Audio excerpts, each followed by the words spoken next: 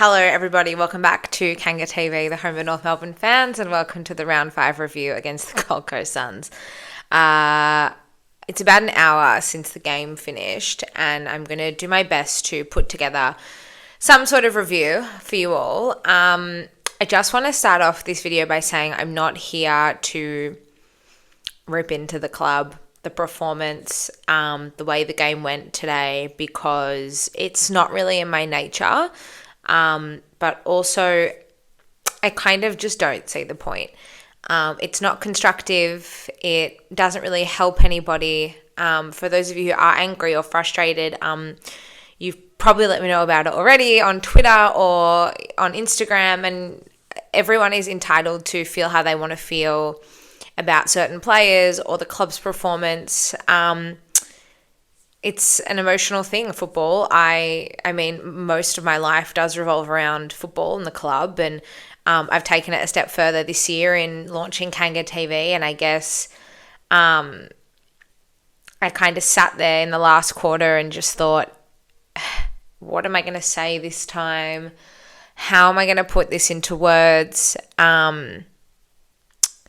It's tough, and I'm very privileged to sit here and be able to share my thoughts with you guys, and to be an avenue, I suppose, for discussion and a pathway for connection with the club. But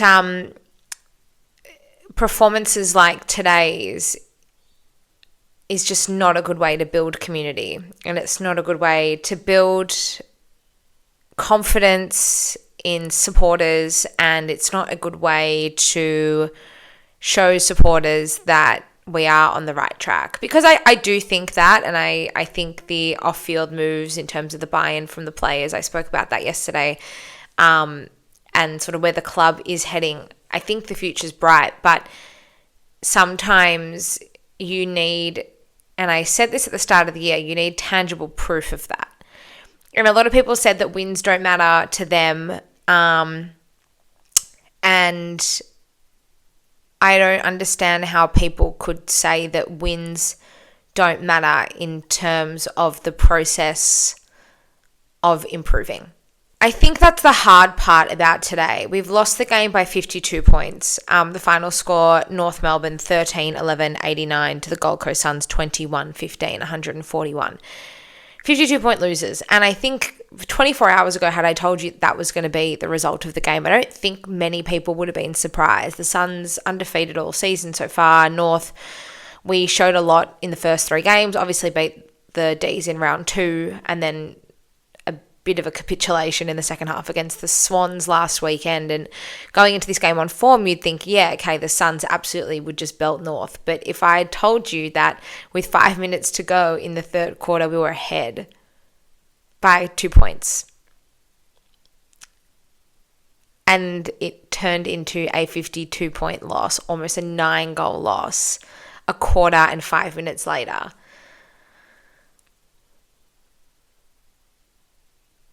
Kills you. It just kills you. And it's a very similar script to the round 1 game against the Dogs, except this was the last 5 minutes of the third quarter instead of the first 5 minutes of the fourth. And it is scary and heartbreaking that we worked so hard for 3 quarters of that game. We came from 25 points down halfway through the second quarter to get ourselves in front and really in that game, for it to blow up in our faces within 5 minutes. 2 goals in the last minute of the third quarter to put us 19 points down at the final change. And then for the Suns to just completely blow us out of the water in the last. We looked gassed. We looked just completely disinterested's not the right word, but just we looked beaten. Like we looked like we had conceded defeat pretty early on in the fourth. And that's the hard part. I could sit here and rant and rave and get really angry, and there's no point in doing that. It doesn't help me. It doesn't help you guys. It doesn't help the trajectory and the future of this club. And the reality is that there are so many voices in the fan space. I'm just one of them. Every single person at home, they've got a phone or an iPad or a laptop. They can say what they need to say on Twitter or on Instagram or on TikTok and Facebook and all that. There's the media, the traditional media, who have been putting a lot of pressure on North in the last week, rightly so, and I have no doubt they will do so again after this performance against the Suns. There's enough noise externally that is putting pressure on the club at the moment. Yet we unfortunately have failed to respond once again. And so that's why I just don't feel the need to get angry or get mad. Because no matter what I say or you guys say or anybody else says, it's got to come from inside the four walls at Arden Street. And only the people in the driver's seat, Clarko, Todd Viney, Jai, Suv, Harry Sheasel, they're the guys that are going to make the change. They're the guys that are going to drive the change, not me or you or Kane Corns or David King. As important as I think it is to have North's form spoken about in the media, and pressure needs to come from external sources for us to hopefully try and shift gear, it is really all down to those at the club and in the inner sanctum. And as a fan, we've kind of got two choices. It's, do we abandon the club in a time of need, or do we try our best to rally around them and be part of the driving force back up the ladder? And I know that year in, year out, over the past few seasons, it's been a bit of a grind, but it's only made harder by being negative, and it's only made harder by getting angry and getting mad. And I know there's going to be people who aren't happy with that stance, and I completely accept that, and I'm not making excuses for them. I'm devastated. I'm absolutely devastated, and I was sitting there for 15 minutes in the last quarter dreading having to film this video because I didn't really know what to say, and I didn't really know how to put it all together. But the frustrating part is that the flaws are really obvious. And Clarko in his press conference just before said that the fundamentals are the things we're getting wrong. At quarter time, we were 3 goals, 7 behinds. This isn't a new thing. This has happened in every single game so far this season. We've failed to capitalize on our dominance in the opening quarter on the scoreboard. We've lost every single first quarter this year so far. And the game is, well, the quarter's probably only been lost on the scoreboard, not around the ground. We get a lot of the ball, we butcher it as well a lot. And our negligence and our refusal to work on our defensive game is killing us. The Suns scored their first 5 goals from our backline today. The first 5 goals, I kicked 6 goals in the first quarter, and the first 5 of them at least came from the backline. North ball's great. I believe in North ball, and I think moving the ball quickly, and we saw it quite a few times today, we actually were able to take the ball coast to coast at a very decent pace. It looks good. It looks exciting. And I think we need to find a way to bring that into the game, but also be able to defend when it goes the other way. We have failed as a club to focus on defense. And someone like Ross Lyon, when he was at Fremantle, when he was at St Kilda the first time, they were the most boring sides to watch, but they were so rock solid defensively. Even the D's in 2021, when they won their flag, it was the entire game plan and the entire team was structured around Stephen May and Jake Lever, and that backline being rock solid. Ours just didn't make it today. Ours just weren't good enough today. Aiden Core got beaten by Ben King, and it's a rare thing for him. He's had the better of both Kings the past few seasons. And I know people will jump on him because that's what we do, but he's hasn't really put a foot wrong up until this point this season, and he was beaten today by a better opponent. So if he's been beaten by a better opponent, he should have the help of Griffin Logue or Charlie Comben. I thought Charlie Comben was good. Some really solid intercept marking down back. He went forward a little bit in the last as well when the Suns subbed off Jed Walter. We were one tall too many down back, so he went forward for a fraction of the time. Griffin Logue, I thought, did some good things, but did some pretty gnarly things as well. And the backline get no help up further afield. Colby McKercher, apparently he was injured, and so, I looked at the AFL app and it said he was injured, and that's why he was subbed out of the game. North tweeted in the start of the last quarter that he was subbed out tactically. Excellent attacking player. Well, you know how exciting he is when he gets a license to run and through the middle of the ground, but going the other way, doesn't want to get hurt, doesn't want to put his head over the ball. We just can't have that. I don't know, guys. I feel responsible in a way to keep the faith. And I do. I will be there next Friday, on Good Friday, and I will show up every single week. My worst nightmare is watching the football on TV, so I will absolutely be there, and I'm always vocal, and I just stand by the club, rightly, wrongly. Maybe I'm an idiot, I don't know, but I'd just love a bit more. Luke McDonald made a bit of a blunder in the last quarter. The game was well and truly over, and he was furious at himself. He was really ripping into himself. I want to see that. I want to see that from our players. Luke McDonald was a North supporter growing up, and he was the captain of the club, and he's played over 200 games, and he bleeds for the football club. And I think that's obviously a rare thing. It's not something you're necessarily born with. He's an exception to the rule, got from a North Melbourne family and all that sort of stuff. But I want to know that they care.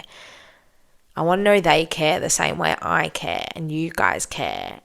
Because that's what's going to keep me showing up every week. And that's what's going to keep me fronting up here multiple times a week, trying to instill a bit of faith for a fan base that probably feels really disconnected and feels really let down.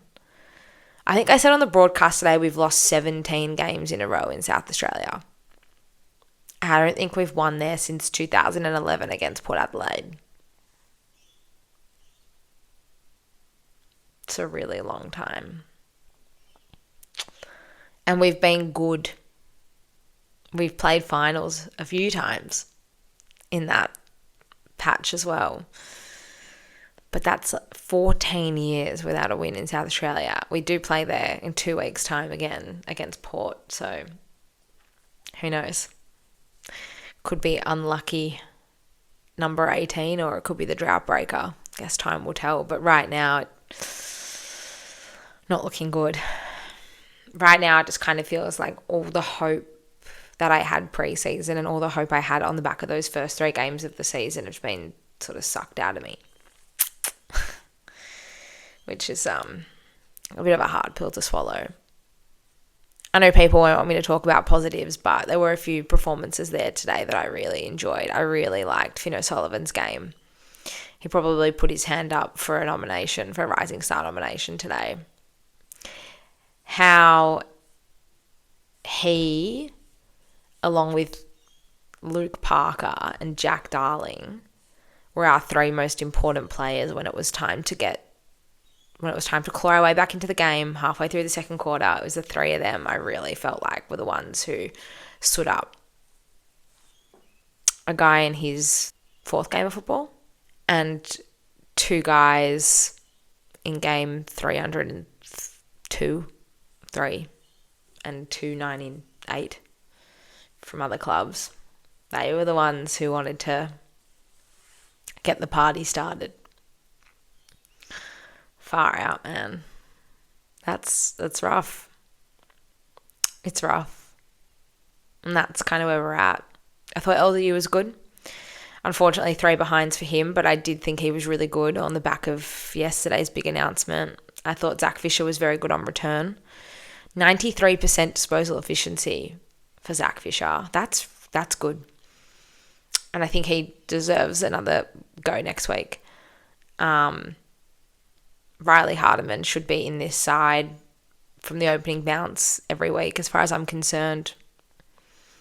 Really good two-way runner, smart user of the footy, dynamic, eager to kind of make everything a contest. You don't get a whole heap of that, unfortunately, from a lot of the others out there. Paul Curtis, another excellent performance.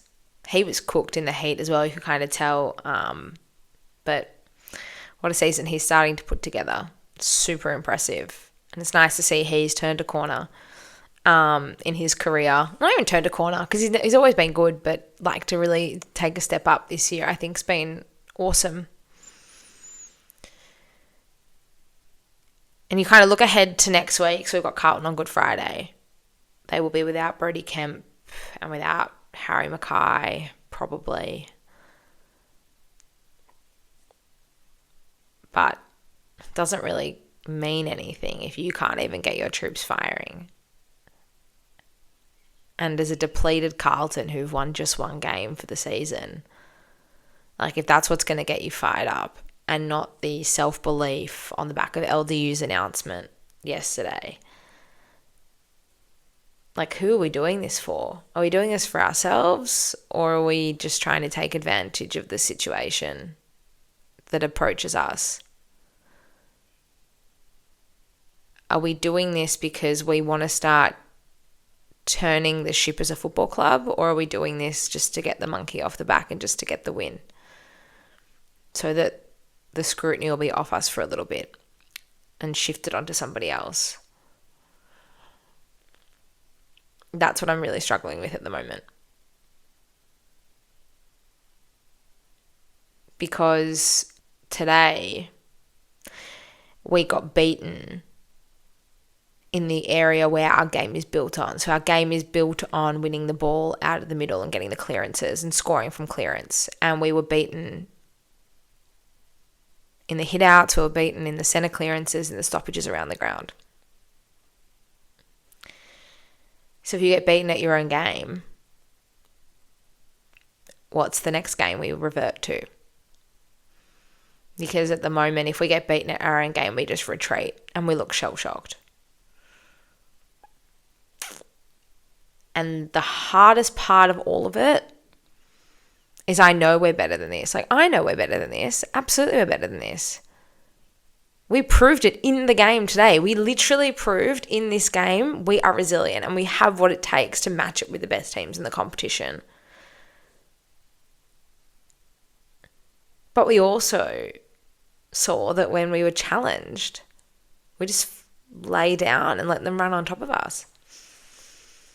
So it's really hard. It comes back to that, like, what is our blueprint? What are we known for? What's our identity on field?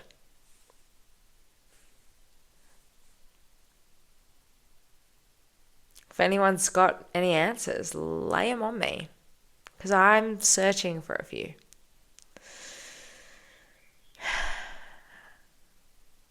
It's hard to believe it's only round 5. Because it's only round 5, but it kind of feels like Groundhog Day at the same time. And we've got 6 days to find something within us and bring it on Good Friday.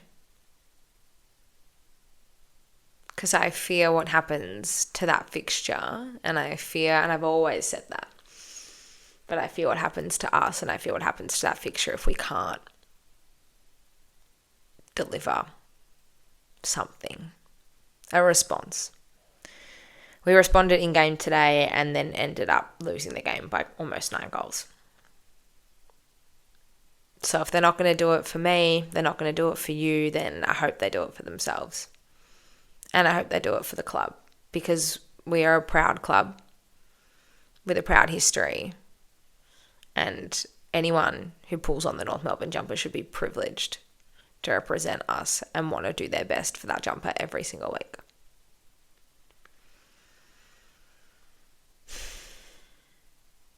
Anyway, that's all I have to say on that. I'd love to hear what you guys have to say. Feel free to leave your thoughts in the comments below. Anything that is explicit or overly derogatory, I probably won't respond. I do try my best to respond to all the comments, but I hope you can understand from my point of view as well. I'm trying to make the most out of this season as I can, and I'm trying to help you guys do the same. So the floor is yours. Feel free. Leave your thoughts in the comments below. It's a safe space for you at least to vent. And if I can respond, I definitely will. Look after yourselves. Enjoy the rest of your weekend. And I will see you very, very soon as we look forward to Good Friday. Go Roos.